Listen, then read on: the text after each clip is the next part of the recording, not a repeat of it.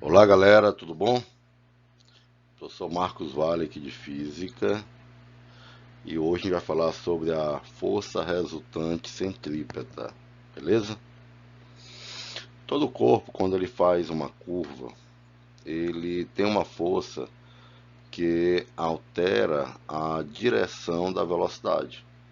Essa força, ela sempre é perpendicular à velocidade e é orientada para o centro. Então, todo o corpo, para que ele consiga fazer uma curva, para que ele consiga mudar de direção, ele tem que ter uma força orientada para o centro, chamada de força centrípeta.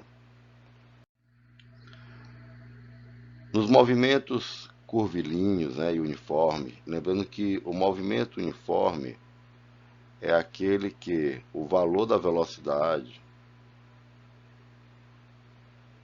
que aqui a gente vai chamar de módulo, é constante. Tá? O movimento curvilíneo é aquele que ele muda de direção. Então você está vendo, por exemplo, esse satélite, como ele está fazendo uma curva, ele está mudando de direção. Para ele poder fazer a curva, tem que ter uma força orientada para o centro. Está aqui o centro da Terra. Ó. Tem que ter uma força orientada para o centro, chamada de força centrípeta. A força centrípeta é que faz ele mudar de direção. Aí aqui tem alguns exemplos. Por exemplo, a força elétrica pode fazer o papel da força centrípeta. Né? Ela segura o elétron no próton, né? Ó, eles são atraídos. Então, o que faz o elétron girar é a força centrípeta. Aqui eu tenho, por exemplo, um corpo de massa M preso a um fio que essa pessoa está segurando. Então, a pessoa, quando ela gira, essa massa tem uma força orientada para o centro, chamada de força centrípeta. A força centrípeta sempre é perpendicular à velocidade. A força centrípeta sempre forma, em relação à velocidade, um ângulo de 90 graus. Aqui, ó. Aqui também vai ter um ângulo de 90 graus. Aqui tem um peso também, né? E como é que a gente calcula a força centrípeta? A força centrípeta, né, que é uma força resultante, ela é a massa vezes a aceleração centrípeta. Lembrando que a aceleração centrípeta ela pode ser calculada como sendo a velocidade ao quadrado dividido pelo raio, ou então a aceleração centrípeta é ômega, que é a velocidade angular, vezes o raio. Né? Então, V é velocidade linear,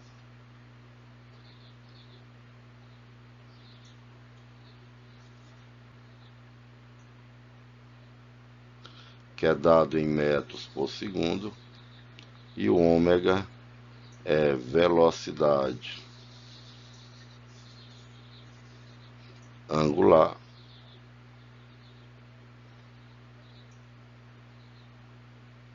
que é dado em radiano por segundo. Existem algumas fórmulas da velocidade angular que a gente vai aprender um pouquinho aqui na frente. Então, como é que calcula a força resultante centrípeta? A resultante centrípeta é a massa vezes a aceleração centrípeta. Então, eu posso dizer que a força centrípeta é igual a m v ao quadrado sobre r, ou então a força centrípeta é igual a m ômega, que é a velocidade angular ao quadrado, vezes o raio. Então, tem aqui duas formulazinhas para calcular a força resultante centrípeta. Né? Duas formulazinhas para calcular a força resultante centrípeta.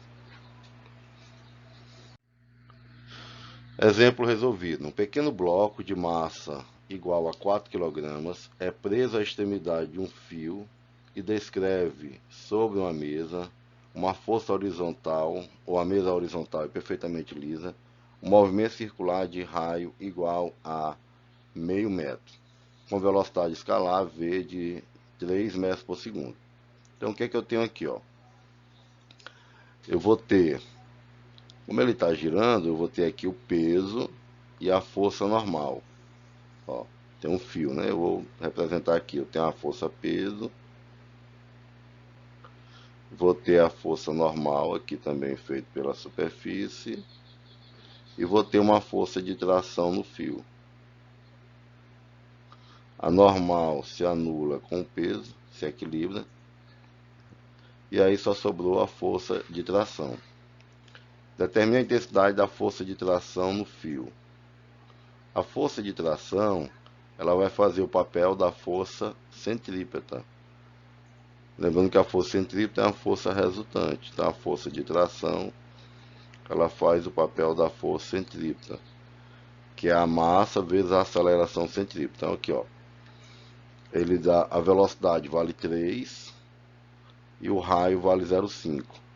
3 ao quadrado é 9, dividido por 0,5 dá 18. Então a força centrípeta é a massa, que é 4, vezes a aceleração centrípeta, que eu calculei 18. Então 4 vezes 18 dá 72. Então a força de tração vale 72 newtons. Um outro exemplo. Um veículo de massa igual a 600 kg percorre uma pista circular de raio igual a 80 metros. Há atrito de escorregamento entre a lateral, escorregamento lateral, cujo coeficiente é igual a 0,5. Adote G igual a 10 metros por segundo ao quadrado, determine a máxima velocidade que o veículo pode fazer sem derrapar. Bom, então aqui eu vou ter o seguinte, né? Força sobre o veículo, eu vou ter o peso e a normal, que se equilibra, né? A normal vai ser igual ao peso, né? Então a força normal é igual ao peso, que é a massa vezes a aceleração da gravidade. Aí quem foi que sobrou? Como a normal se equilibrou com o peso, sobrou apenas a força de atrito. Lembra que quando o carro faz uma curva, ele tende a sair de lado, né? Então sobrou apenas a força de atrito. E a força de atrito é igual à força centrípeta, que é mv ao quadrado sobre r. Só que tem outra fórmula da força de atrito que a gente aprendeu aqui.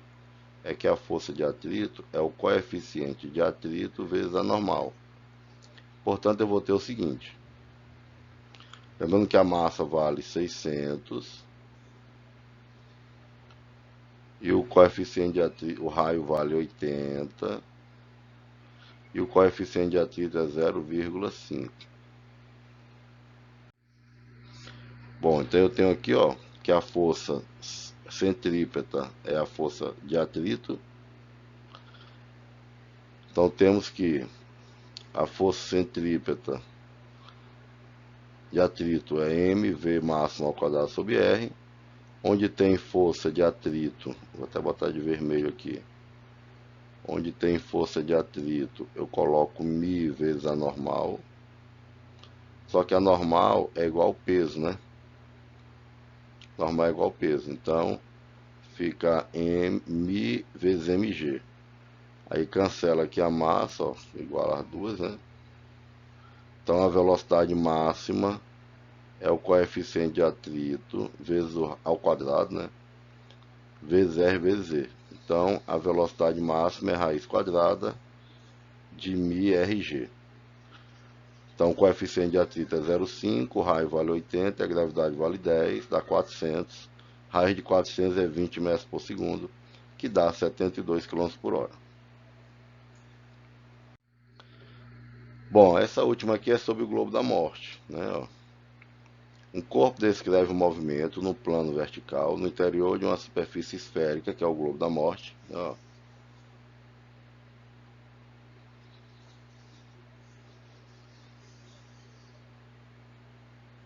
Tem no circo, né? Então ele está aqui. Quando ele passa pelo ponto mais alto, eu tenho o peso para baixo e a força normal também para baixo, que é perpendicular à superfície.